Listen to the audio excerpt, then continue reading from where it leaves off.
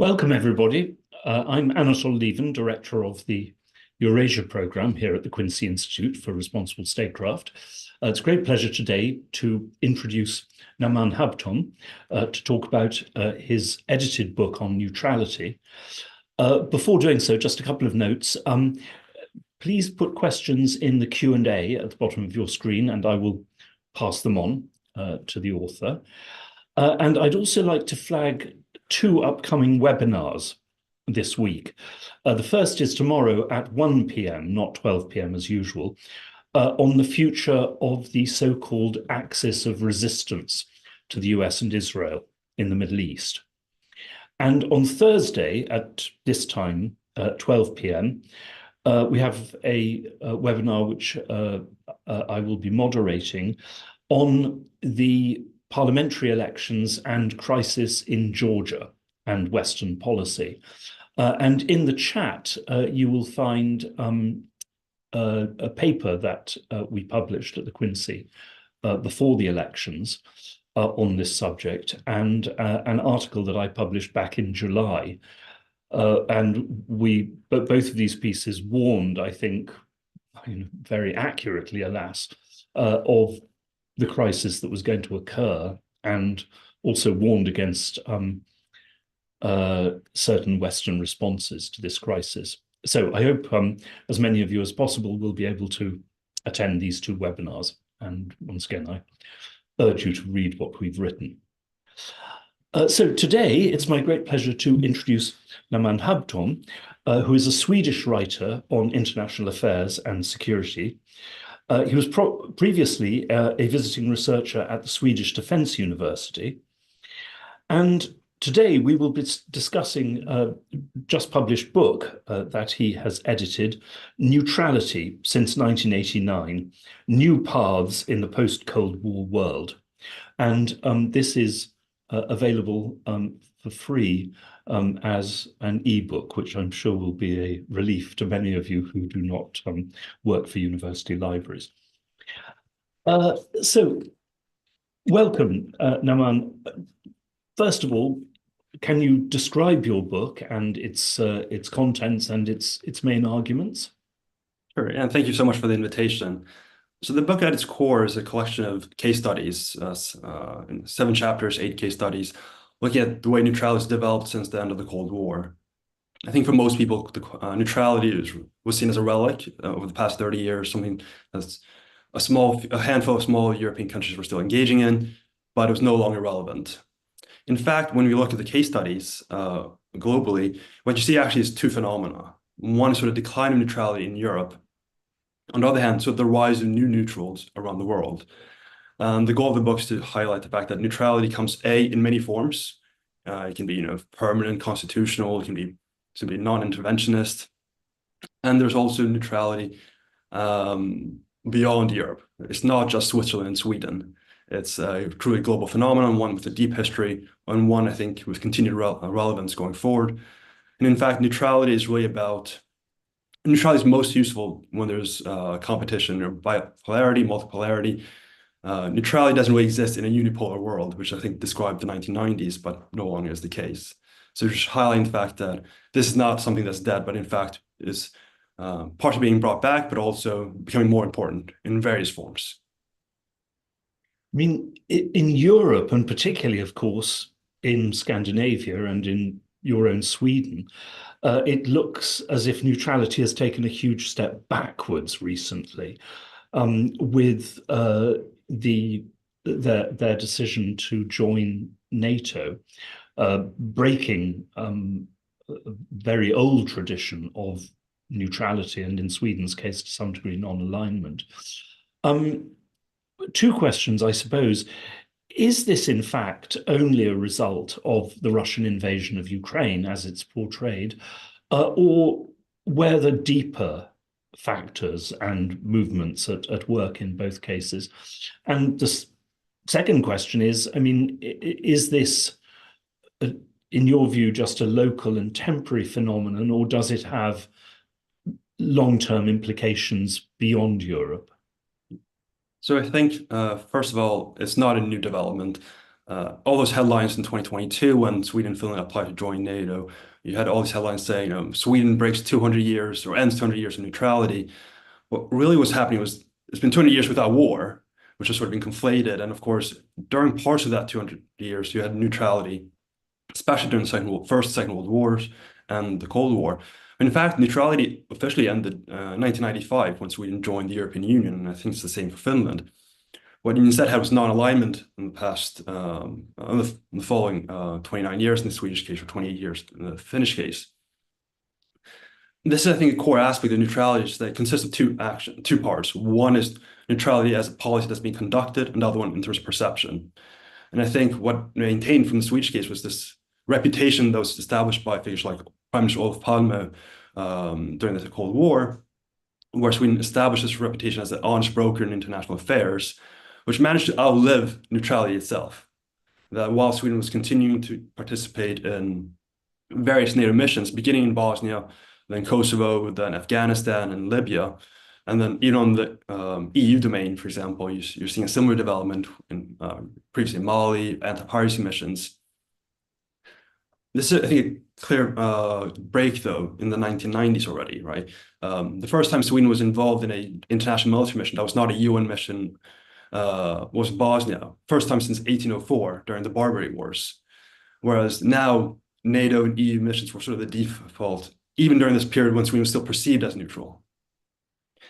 In terms of global ramifications, I think it does just harm Sweden reputationally, or in Finland as well, as these honest brokers. It's hard to imagine Finland being able to host another summit between an American president and a Russian president, for example. I think that role has basically been exported from Europe to the Middle East, or maybe to other parts of Asia, maybe Latin America. So the Scandinavian capacity to contribute, I think, has diminished. The counter argument is, of course, that countries like Norway, which have been part of NATO, have been able to play this role, obviously Oslo Accords, but also in Colombia and elsewhere. However, that's been very much a very distinct profile, not rooted in neutrality necessarily, just a small state far away that's engaged and has created a diplomatic profile when it comes to negotiations. But having neutrality as a baseline, as a reputation, as a legitimizing factor is, I think, something that's ended. But just one last thing on the aspect of whether or not this is new. I think the Russian response tells us something. In fact, it's been relatively muted. And I think this signals the fact that for the Russians, Sweden especially, but also Finland, had ceased to be neutral for decades. Mm-hmm. And if this was truly a break, then you'd probably expect a larger reaction from the Russians. And of course, also that the Russians have no territorial ambitions vis-a-vis Finland or Sweden, and even when Finland was a Grand Duchy of Russia, during the 19th century, the Russians never regarded it as Russian in the way that they regarded large parts of Ukraine. So obviously, I mean, local factors matter hugely from that point of view. I mean, in terms of the transition from neutrality, I suppose, I mean, also a key part has been played precisely by the fact that in the 90s, several countries, or even earlier in the case of Ireland, for example, could join the European Union while still believing that this did not qualify their commitment to neutrality. But of course, even before the Russian invasion of Ukraine, and certainly since, there's been a virtual merging of the European Union and NATO in geopolitical and military terms. And I was struck by the fact that, was it Austria, I think, in one of the essays, as part of its constitutional commitment to neutrality, it's not just that it mustn't take part in war, but that there is a semi-formal barrier against adopting foreign policies that could lead to taking part in war. So not just formal alliances, but adopting positions that could lead to war.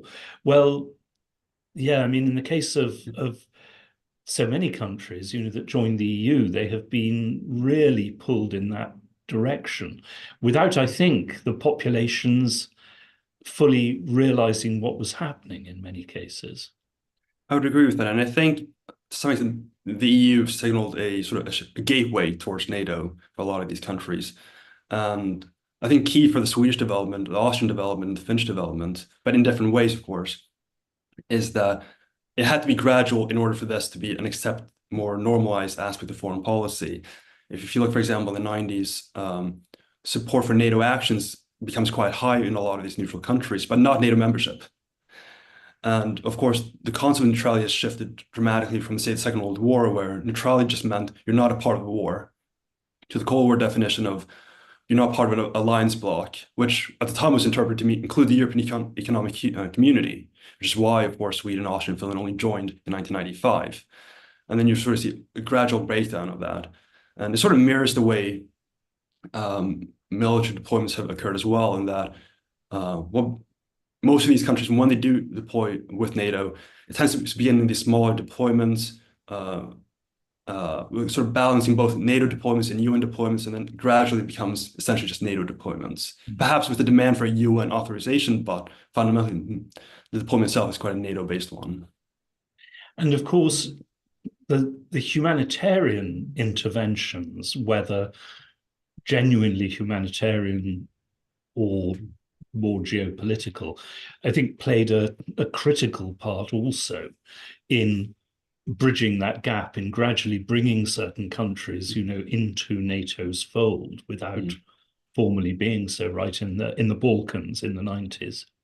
No, very much so. And I think there was the failure of the UN peacekeeping missions to resolve the issue, which of course was caused by the role in various powers, Germany, the US, to various degrees, sort of made it easier to say, well, we're going to allow NATO to fill this gap. Similar things even in the case of Libya, where if you have the tacit Russian and Chinese acceptance, not necessarily for the end intervention, but at least for the beginning, sort of made it more normalized for even those anti-NATO activists or anti-NATO politicians to say, well, this is an exception. This is sure it's under the framework of NATO, but it's not fundamentally a NATO mission, even though arguably it's the reverse. Mm. Mm. You mentioned Norway and its role in the Oslo process in the 90s. Of course, it's very striking that today that would be quite impossible. The US would veto any such attempt by Norway. But I have noticed in the case of Ireland that the Irish stance on Gaza, coming, I think very much also from deeply rooted anti-colonial feelings in Ireland because of Irish history, as in so much of the rest of the world, has actually, to some extent, checked that process. Do you think that Gaza will have a big effect in encouraging countries to take a more neutral stance vis-a-vis the US? So I think we can break this down into a European answer and a non-European answer. And I think in the case of Europe, I think the Gaza question really reflects pre-existing political situations. So in the case of Ireland, there's of course a long history of support for the Palestinian movement because of the way it's been viewed internally as a sort of parallel with the Irish struggle.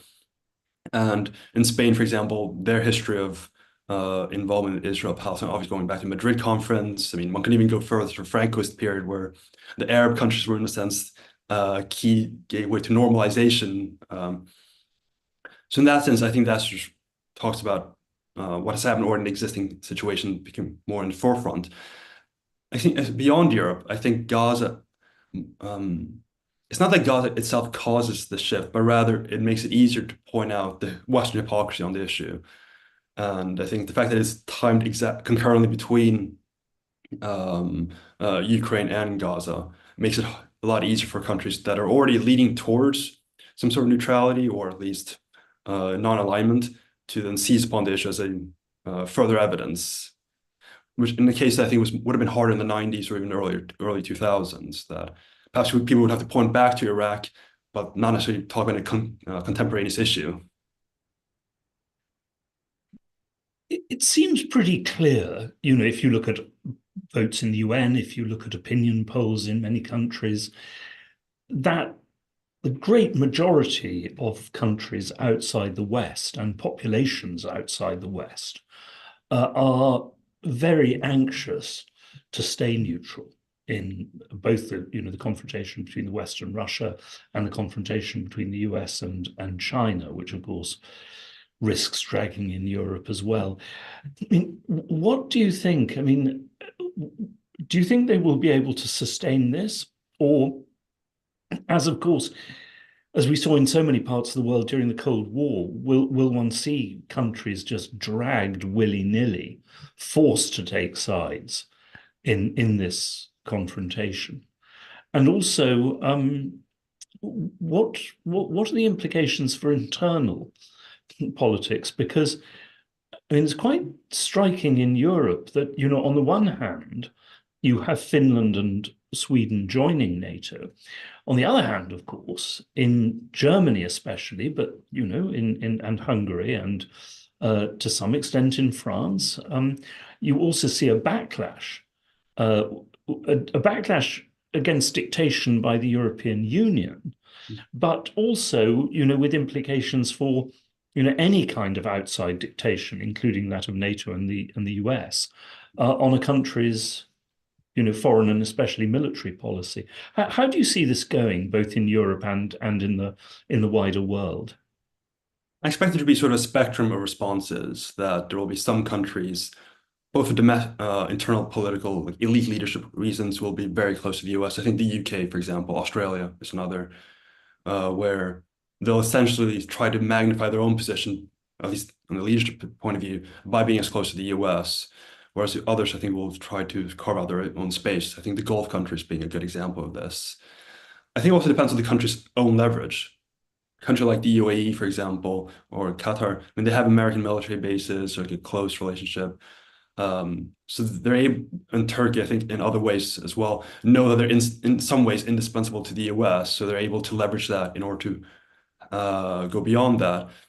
I think there's also a question of where the neutrality is being applied, if it's a core interest or a non-core interest. For example, I think the Iran nuclear deal is a good example where there's briefly talked about Europeans creating alternative payment mechanisms and resisting US efforts. But in the end, Iran just was not important enough for European leaders to sacrifice or at least risk damaging relations with the US. Whereas one can imagine that for countries in Asia, for example, China is such an important country for them that they're willing to make that trade-off if they're forced to that position.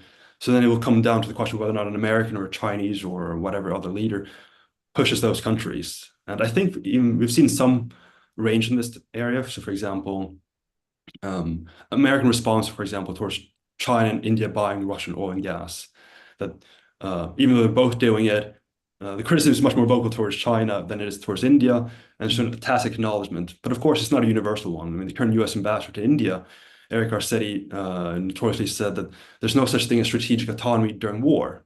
Of course, that's when you need strategic autonomy. That did not go down at all well in India. And I think India is perhaps the biggest example of what you were saying. It depends on leverage and also to a degree on self-perception, because the Indian elites of both main political strains, by the way, have always been extremely clear that they will, seek international alignments that are that they see as in India's interest, but that they are nobody's subordinate ally, and they will not allow India to be dictated to, by anybody. And so I wonder, I mean, if India is also an example of what you could call selective neutrality, which is to say that India is, obviously aligned with the US against China, but when the US tried to tell India to impose sanctions on Iran, which of course is seen as a vital Indian interest because of energy supplies, or on Russia, the Indians, fairly politely, but told America to go to hell. So, interesting question, is India a neutral country, a non-neutral country, or just perhaps India is just a country. I mean, which goes its own way. Yeah, and I think if we could take it to a historic perspective, I think the Indian position is a very normal historical trajectory. It's hard to imagine in the 19th century that one would assume that the Prussians or the French would have automatically taken a position on various issues by virtue of a neighborly relationship. No, they sort of took a case-by-case approach. I think the problem with the neutrality understanding is that it's been so heavily defined by a bipolar world of the Cold War that when a country is seen as not leaning towards one side, is written off as either supporting the other side or neutrality becoming a dirty word, where in fact they're just carrying out a series of independent policies that run concurrently with one another. And I think multipolarity sort of encourages that sort of behavior. And I think this is true even for countries that are very close to US allies. I mean, in the book, for example, there's a chapter on Israel.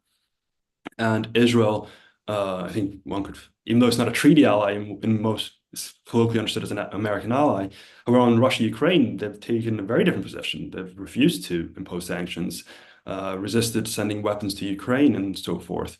And that's because the Israeli-Russian relationship is very important for the Israelis because of Syria, Iran, other, the Russian population within Israel.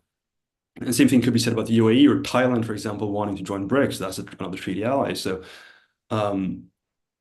I think selective neutrality, I think, will become the norm in many ways. But it won't necessarily be understood as neutrality. It's just a separate policy that's specific to, for example, India, Iran, or Israel, Russia.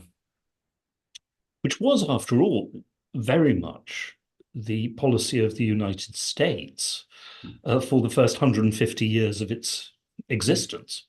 The US did not feel any need, indeed, there were strong prejudices against entering foreign alliances. This, of course, broke down partly with the two world wars and the Second World War, but also because, well, once again, the US never, and I mean, the vast majority of the American people will never accept being part of a subordinate alliance, subordinate to anybody else. So in the 19th century, when Britain was more powerful, or France was more powerful, of course, a very different matter if alliance is in some ways a euphemism for a client state system in which you're the boss. India has never been averse to having an alliance system in which it was the boss. Yeah, and I think a lot of this has to do with the leadership of these of the smaller country. That, for example, I think Denmark is an interesting case where you have someone like Anders Fogh Rasmussen, who was prime minister and later became Secretary General of NATO, who had a very personal drive towards closer Danish-American relations within the context of NATO, which are not reflected as broader Danish politics. And one can imagine a situation where, had there been a different prime minister with slightly different interests, they would have gone on a very different path.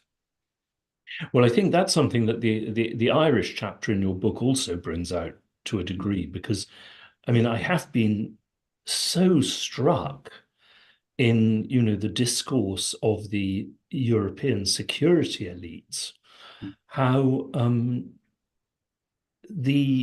democracy, the elections, the idea of, the desire of democratic majorities is either completely ignored or treated with actually overt disdain.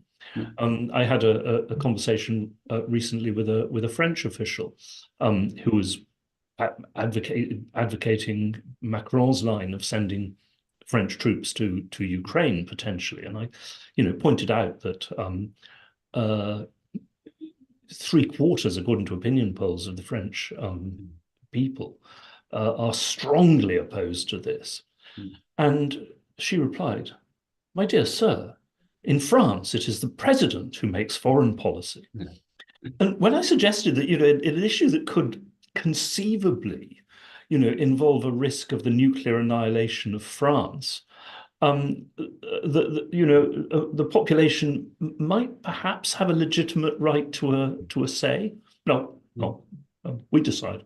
And I think similarly, I think it was a German foreign minister who said that we should pursue a lot of our policies on Ukraine, even if German voters oppose it. Well, yes, I mean, this combination of hyper-moralism with militarism. Um, I can't help thinking that the Greens are rather more like, I would never say Nazis, but perhaps a little more like their Wilhelmine ancestors than they themselves may fully realize. You know, one day Germany may heal the world, as the old slogan goes. Um, and Brics, where do you see Brics going in this regard? Because clearly, the Russians and the Chinese, very much want to turn it into fairly soft, but still definitely anti-Western bloc. Talk of the global majority, ideas of replacing the dollar. South Africa is at present on their side, perhaps, but whether this will outlast the Gaza, I'm not sure. India it sees it in very different terms, certainly as a way of pushing back against Western hegemony, but without actually taking sides geopolitically. And Brazil seems to be saying as little as possible from what I could make out. But certainly, I mean, also, the more BRICS grows, you now have, I mean, of course, outside Europe, so many countries which are either against the US, but others are, well, yes, I mean, like Egypt. I mean, on the one hand, one would have called Egypt a client state, but clearly Egypt did not ask America's position before applying to join BRICS. So where do you think BRICS will go in terms of alignment, neutrality, replacement of the United Nations eventually? What do you think? I think the most realistic path forward would be that it serves as an alternative that can enable countries to sort of leverage their positions more effectively and therefore pursue the sort of selective neutrality that you mentioned earlier. That, just to use a minor example, Serbia, for example, the president there mentioned maybe we'll abandon the EU because they're not going to let us in, and so maybe we'll have to turn towards BRICS. I don't think it's fundamental. I think ultimately Serbia still wants to join the EU, but it can at least raise the specter of BRICS as in order to improve their own negotiating position. And I think that would be sort of the norm going forward. And of course, the more BRICS expands, the more internal contradictions there will be. So you already see this, for example, Egypt and Ethiopia, the newest entrants, and the issues around obviously the Nile, but also in terms of Ethiopia wanting to have access to the sea by Somaliland. So there are various issues where there's a risk of course, importing these tensions into BRICS. On the other hand, I think it will also help diffuse in other areas. I think a core component of BRICS has been not imposing sanctions on one another. And I think sanctions, for example, is one that's increasingly been seen as in odds with neutrality, that you can't really be neutral if you have sanctions. Switzerland, for example, imposed sanctions on Russia, but it kept insisting that they're neutral. Turkey, on the other hand, sold drones to Ukraine, but didn't impose sanctions. And you've seen the Russian-Turkish relationship not necessarily being fundamentally harmed there. So I think in those ways, BRICS will be able to at least redirect the way neutrality is understood. You see that, and this will be one of the subjects of our webinar on Thursday, playing out very much in Georgia at the moment, because the Georgian government, it's accused of being, under Russian domination. I mean, rather more, I think, it was trying to pursue neutrality with actually an officially, formally anti-Russian position, but rather like Turkey at the same time, benefiting, but even more than Turkey, benefiting enormously from trade with Russia. And Georgia formally accepted Western sanctions, but was fairly relaxed in their implementation, shall we say.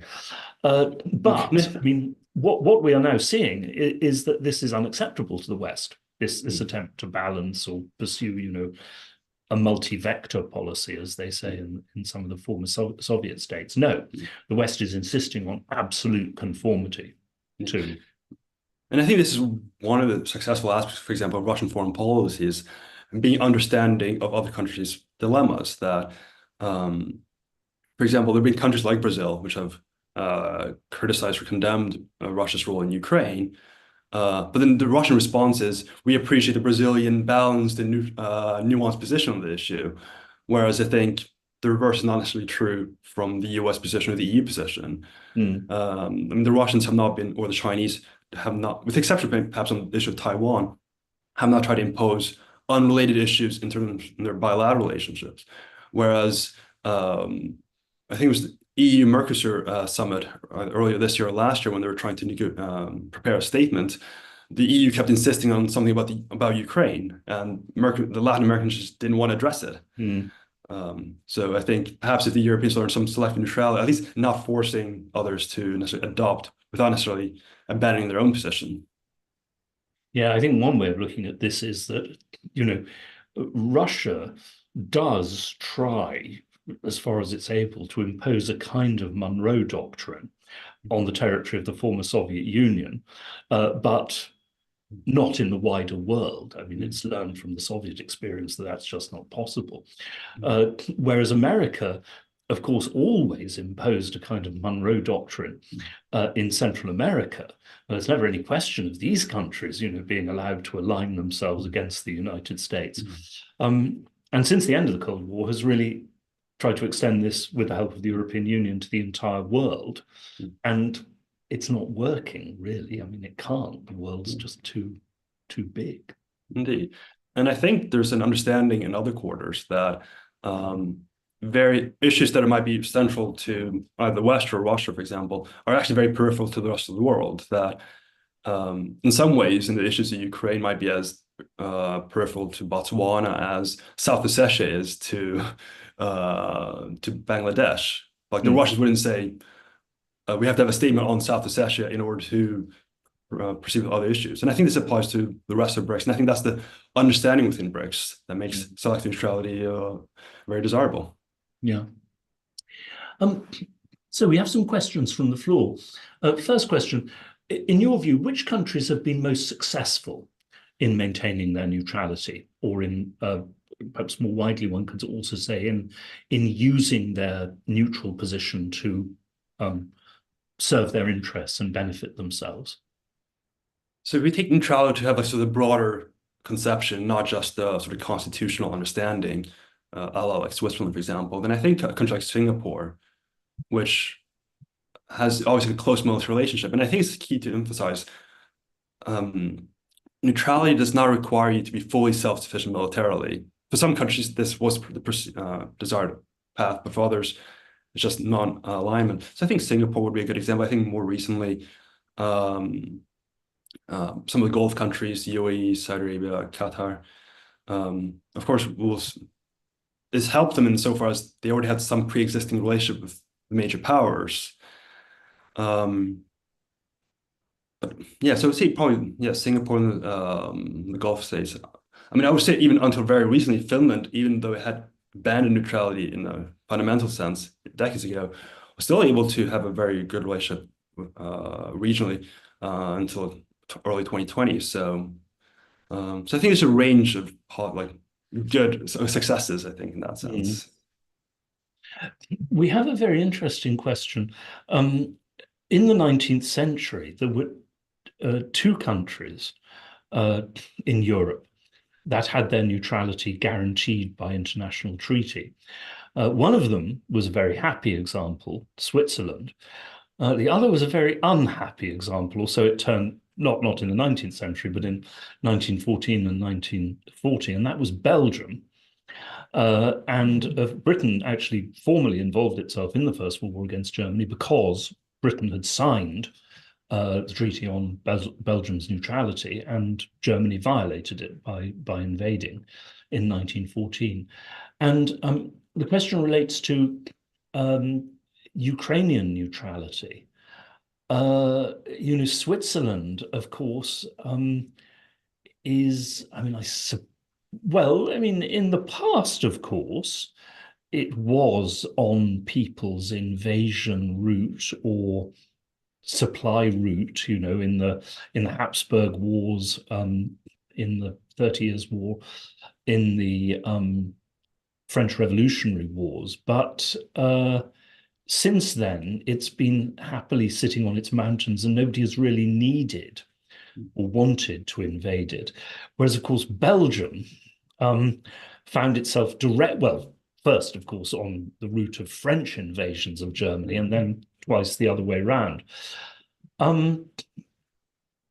So, I mean, on the one hand, is neutrality a viable path for a country in Ukraine's position? But on the other hand, given that the British treaty to guarantee Belgian neutrality actually, in the end, required Britain to go to war to defend that neutrality, and defend Belgium against invasion. Given that the West says that it will, I mean, every country has said we will not go to war for the sake of Ukraine. I mean, NATO membership would seem meaningless, but also how worthwhile in the end can any guarantees of neutrality be? As much as I support neutrality, I think it's worth noting that neutrality is not a guaranteed path to security always, and that these have to be adjusted to local conditions. Using the Second World War as an example, all three Scandinavian countries, Sweden, Denmark, and Norway, declared neutrality. In the case of Denmark and Norway, that was just simply violated. So did Swedish neutrality work because of Sweden's own conduct, or was it just simply the Germans respecting Sweden's neutrality? So, of course, there's always the external aspect. I think when it comes to security agreements, one has to recall that it has to be realistic as well. So in the case of Belgium, perhaps it was realistic at the time that the Brits committed themselves to Belgian neutrality, but obviously that's not you can't predict the future with such certainty. Yes, though actually, I mean, I think that is an interesting contrast with Ukraine today, because the British didn't only, well, they didn't guarantee Belgium's neutrality in the first place on grounds of international law and morality, and they didn't go to war with Germany in 1914 only in order to defend that treaty. I mean, the thing is that ever since the 16th century, so for more than 300 years, keeping the Low Countries out of the hands of an actually or potentially hostile great power had been absolutely just central to English and then British international strategy. Again and again, England fought the Spanish, Britain fought the French, I can't remember how many times, precisely in order to prevent that happening. So there was that amounted to something like a British security doctrine, until, of course, NATO made it irrelevant. Whereas, defending Ukraine was never part of a 16th century English strategic doctrine. So there is also a question of perceived vital national interests at work. I mean, Britain would still go to war. Well, obviously, NATO would have to go to war if Russia were to invade Belgium. Of course, Russia would have to invade rather a lot of places before it got to Belgium, but we would go to war for that because it would be seen as a mortal threat to us, quite rightly.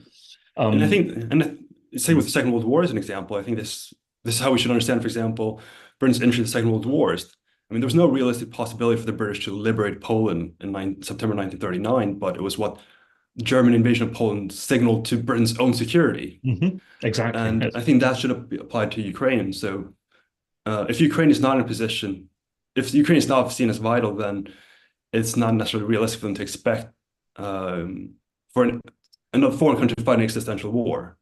It's worth noting that the United States itself has only fought one country explicitly for the defense of another country. That's probably Kuwait, right? All other conflicts, there's some sort of American motive, Korean or Vietnam War was about rolling back Chinese expansion, as understood. It was not about South Vietnamese territorial integrity at its core. Yeah. The question here, which actually also does relate to Ukraine, what role do multilateral institutions play in promoting neutrality? And has this shifted since 1989?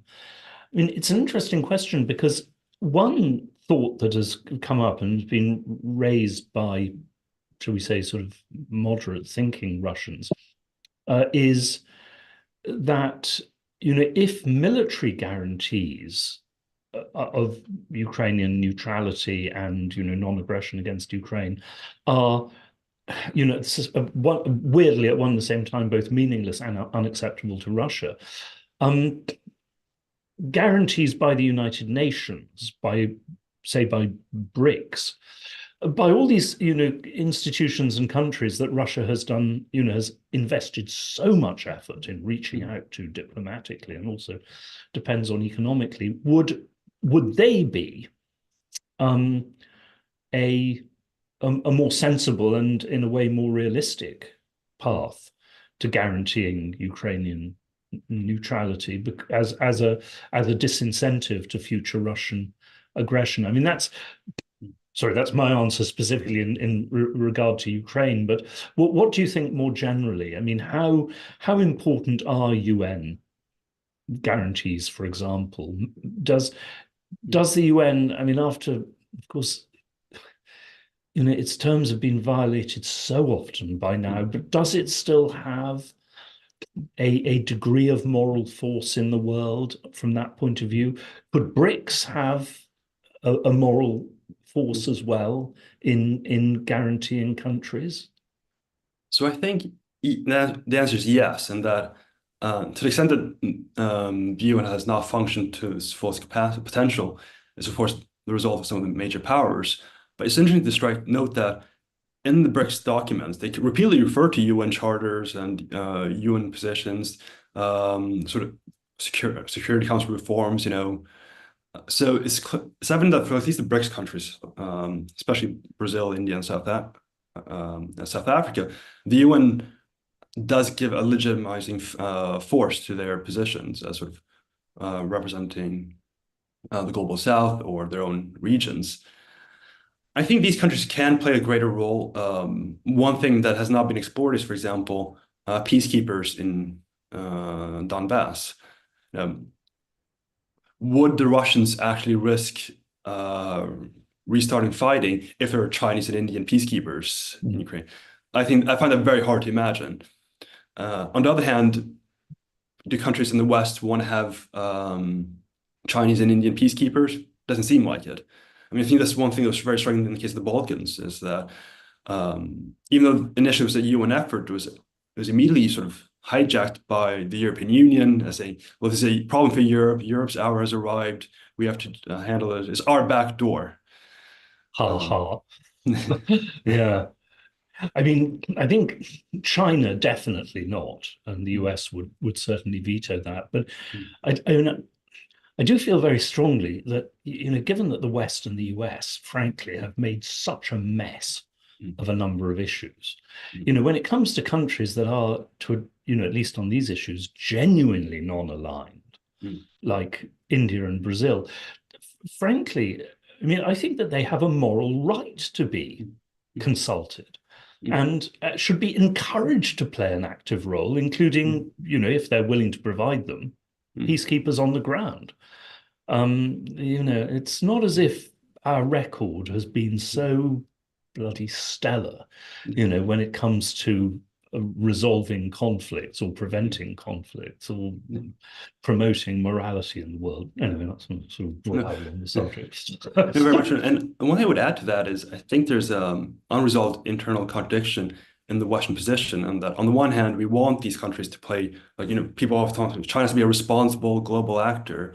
On the other hand, if it does do things that associate with that, then it's seen as being too expansive. Well, can you be an active peacekeeper with a full range of deployment capabilities if you don't have a larger military? And you can't have it both ways, and you can't just have a small police force acting as a peacekeeper in major conflicts. We have a question for you about Sweden. Sweden's position, compared to Austria's, for example, although, well, Austria is a very special case, as the remnant of a former great empire. Although I suppose you could say that of Sweden, it just took place over a longer, a longer period. But has Swedish policy also been really influenced by this Swedish history, going back to the 17th century of war with Russia, and several wars with Russia, and indeed it was the wars with Russia that actually destroyed Sweden as a European great imperial power. So I suppose, the question being, is national history also of critical importance, or can it be in dictating not necessarily always formal alliances, but basic attitudes? I think absolutely. I think the case is more obvious in the case of Finland in this regard, in terms of specifically the relation with Russia. In the case of Sweden, what you had at best was sort of a functional relationship during the Cold War, but not necessarily a friendly one. I think also in the Swedish case, it was sort of moderated by the fact that there was an understanding in Sweden that if a war did break out during the Cold War, it was not because Sweden itself was going to be targeted. This would be part of a larger European conflict in which Sweden would presumably lean westward. You have all these internal documents talk about in case of an external aggressor, and it's always clear who that was referring to. I think, so of course, in that sense, I think history does play a role. On the other hand, I do think also there's been very little contact between average Swedes and average Russians. So I think it's sort of intensified this threat perception on the parts of Sweden that if you ask most Sweden, like, what is Russia, it's basically just Putin. People just don't know very much about the country. Or if they do, it's maybe about Russia and Syria, Russia and Ukraine. So in that sense, even the contemporary aspect has been very much skewed towards a very militarized understanding. There's also an aspect of the hypermoralism, which applies, I think, even in the case of Sweden's relation to China. It's interesting that Sweden has the most anti-China opinions of a Western European country. And that can't be explained by any historical relationship that we have with them. And I think that can be explained by a sort of self-perception. We're a democracy, we care about human rights.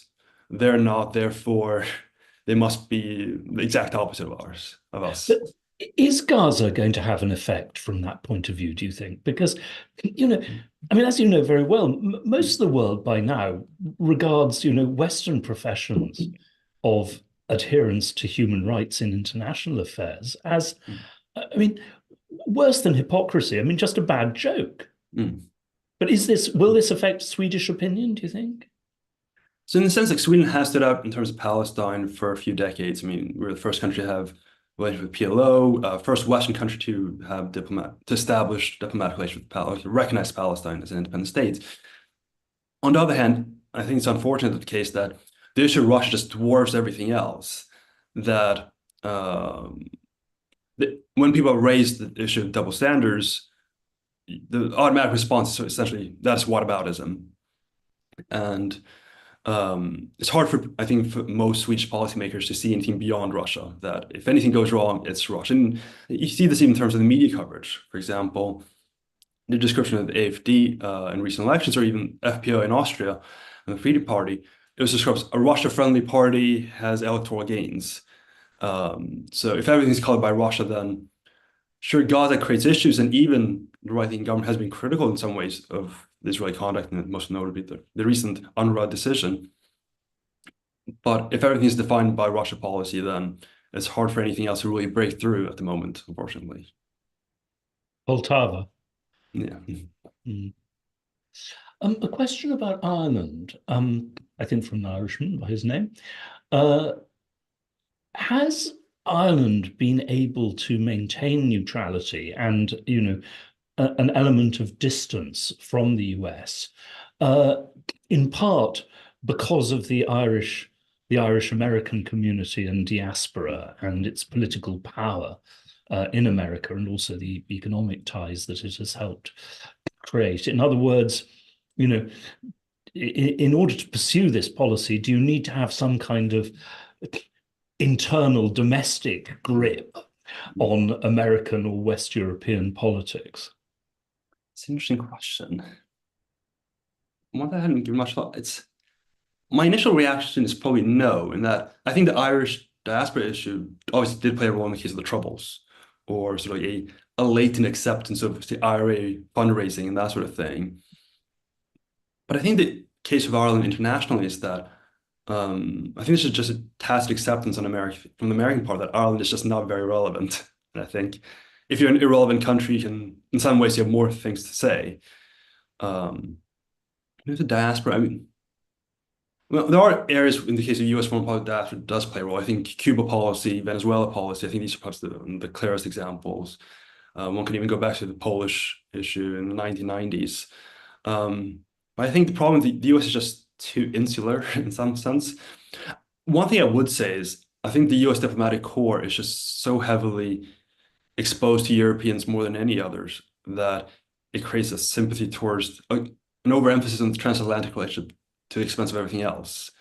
That you do have very few Chinese language specialists or Russian language specialists, and if there are, they're oftentimes demeaned as, well, you're just sort of falling prey to your host in a sense. Whereas I think Well, other and countries, yeah, whereas other countries like Russia, for example, has a much more developed diplomatic corps that's able to play a more effective role. I mean, you saw this even in the case of the UK, where Arabists were, derided during the Thatcher government as, well, if you speak Arabic, of course you're going to be anti-Israel, and we can't trust your opinion, even though you're a regional expert. So, yeah. yes, and I mean in China, the number of American students in China has gone down by, I think, not 95% in recent years. And in Moscow, of course, most of the Western journalists have left. Mm. And the Western diplomats don't seem to go out anymore. Mm. So, and I mean, what they are reporting doesn't make its way to the general public. So it's actually people just don't know what is happening in Russia, or what ordinary Russians are thinking. And one thing I would just add to that is I think in the case of the US in particular, a lot of these issues have been sort of delegated to people with particularly niche interests in various areas. I mean, I was watching the previous event with Chas Freeman where he talks about how there are people who are already predisposed to being supportive of Israel end up focusing on Israel policy, or those who are already interested in Cuba policy or right-wing and Pan-American context end up working on those issues, in the sense of being a self-fulfilling prophecy in that sense. And what do you do if you have a population that is not as reflective of the country you're examining? Then that creates its own knock-on effect. And I imagine this will perhaps be the case in the future with India.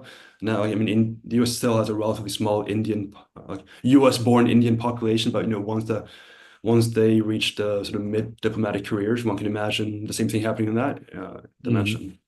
Yeah. But it can also go other way. It could be a more liberal Indian American population being overly critical towards India, or it could be one that's very sympathetic to India and therefore being very anti-Pakistan. It could go in either direction, but it's not necessarily the population as a whole impacting the foreign policy. True. It's a question about Finland. When it comes to neutrality in Finland, why does the term Finlandization have such negative connotations? What do its critics get right as well as wrong? Well, I've often felt this because I visited Finland, during the last years of the Cold War, and I mean, and I went through Finland to the Soviet Union, and I mean, nobody could possibly think that Finland was a communist country or part of the Soviet bloc. I mean, it was clearly a Western democracy and a very successful free market democracy. Happiest, throughout the Cold War, it often, got top marks as happiest country in the world. Of course, its foreign policy was limited. But in your book, I was amused by one thing. I read how, Finland was tremendously blamed in the West for abstaining during UN votes condemning the Soviet invasion of Czechoslovakia and the Soviet intervention in Afghanistan. And a thought came to me, and I looked up how Finland voted in UN votes on Gaza and on condemning Israel and calling for a ceasefire. And guess what? They abstained. So, your geopolitical, or what you see as your geopolitical reality, has consequences. Indeed. And I think that the negative connotation in the case of Finlandization is sort of reverse causation, that if you begin with the premise that having close foreign policy relations with the Soviet Union is bad, then a country that does so is itself therefore bad. But it doesn't necessarily speak about the the merits of the policy itself. One could look at, for example, Yugoslavia, which was still a socialist state with an authoritarian government, but had made that break with the Soviet Union. But no one talks about Yugoslavization as a positive policy. You should be a socialist at home, but perhaps more non-aligned internationally. So I think it's just a value judgment that comes in the first place. And I think it also assumes that countries have more autonomy than they really do. And we see this in the case of Ukraine, that Ukraine is a sovereign state. Why should anyone else tell us it? And in a sense, you can understand it from an abstract position, but when it comes to on the ground, no one would expect countries in Latin America or in the Caribbean to pursue certain policies because who their neighbor is, and there's sort of understanding that perhaps that applies more broadly as well. Well, one of your chapters, a very interesting one on Vietnam, and how Vietnam, of course, is neutral, and a little bit like Finland, I suppose, has some very deep, anti-Chinese prejudices, but has to be very careful, because it is next to a much, much, much bigger country with, potentially, aggressive ambitions. And when the US was weaker, it had a more of an accommodating position. And when it's stronger, it doesn't. And most countries act accordingly. Yeah. One last question. What can countries in the global south, for example, through Brics and necessary, do to show that their neutrality is substantive and making a positive contribution to global governance rather than mere fence sitting and hedging? This is something which comes up very much, in internal discussions in Brics as well. How can we give this some real positive content? What do you think on that score? So I suppose one way of indicating neutrality is, for example, by having a diversified arsenal, for example, like not being overly reliant on one arms provider, or doing military exercises with multiple countries. And I think that's what the South Africans are trying to do. One day they'll do a naval exercise with the Russians and the Chinese, and another day with the Germans. Whereas I think it's less credible if you only do it with one side. Beyond that, to be honest, I think ultimately it's just a country like the US or China, for that matter, will reach a decision if a country is neutral on the basis of its own interests. That if it helps China, country is neutral in a positive sense. If it hurts China, it's aligned with the US.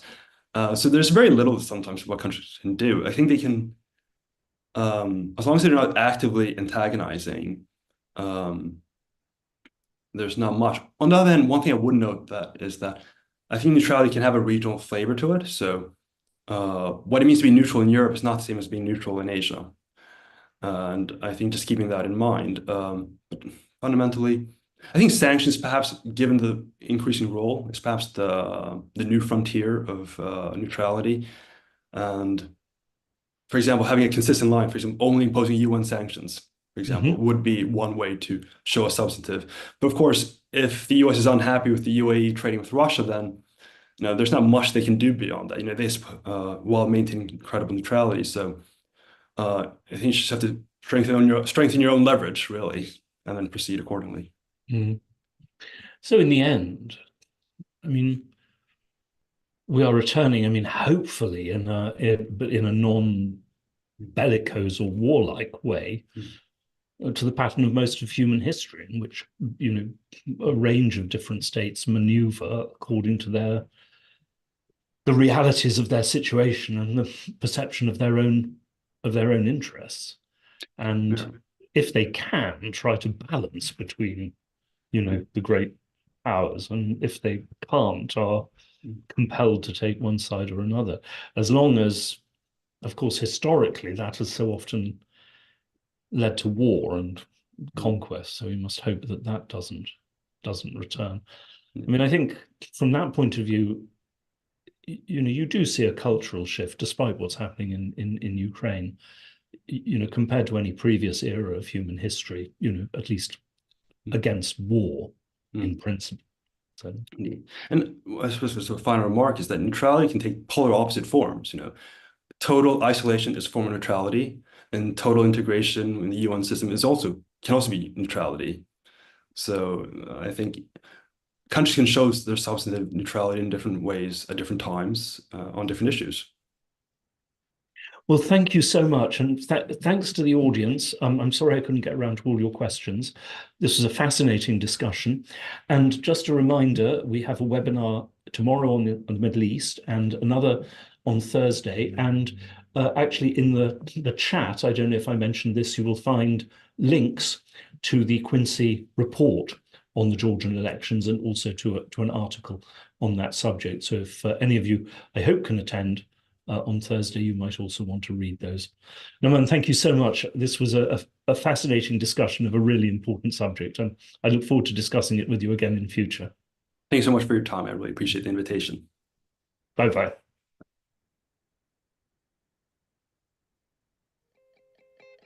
Oh.